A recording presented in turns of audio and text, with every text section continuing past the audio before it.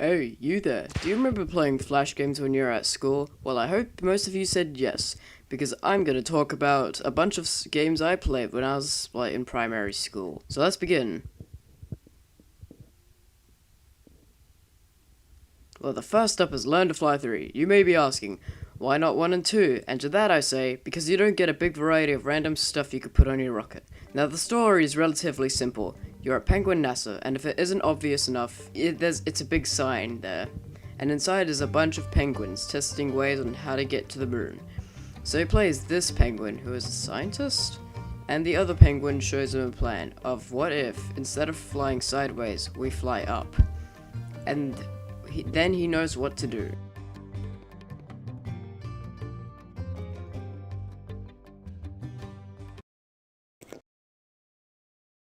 And the aim of the game is relatively simple.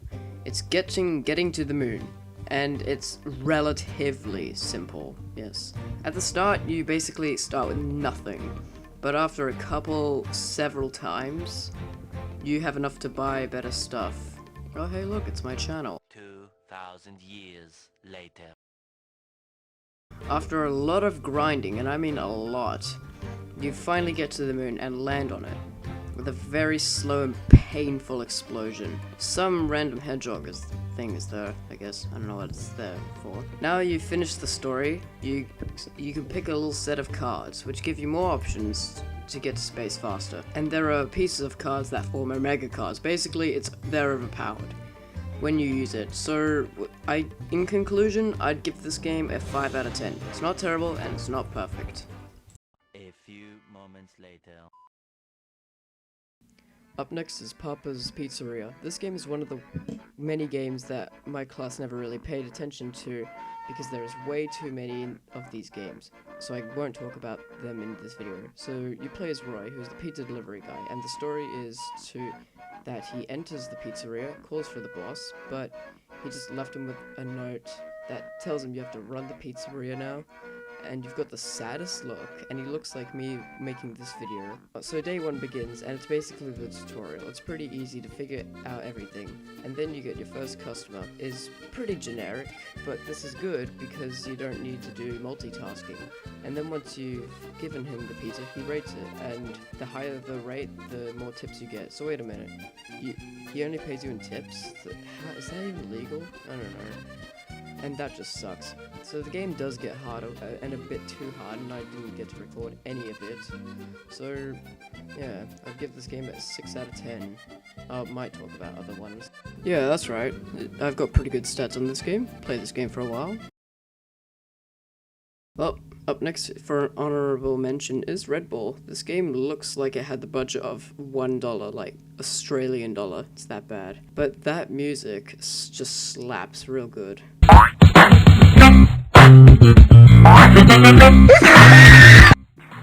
There is not much to say about this game because it's just boring.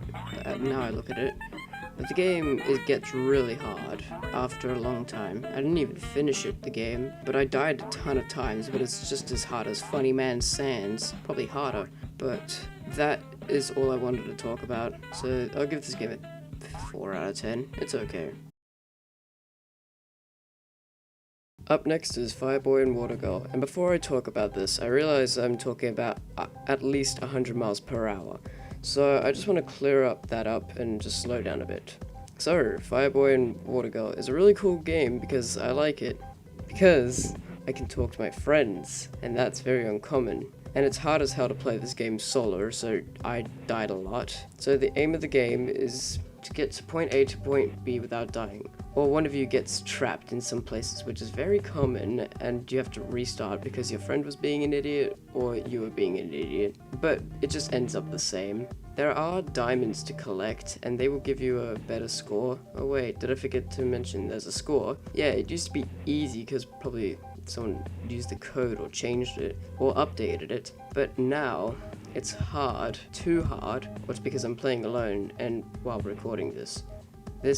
And multitasking is hard in these kind of games.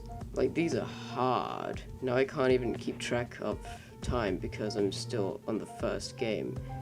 So I might give this game a 6 out of 10. And there are multiple games, so I might talk about other ones later.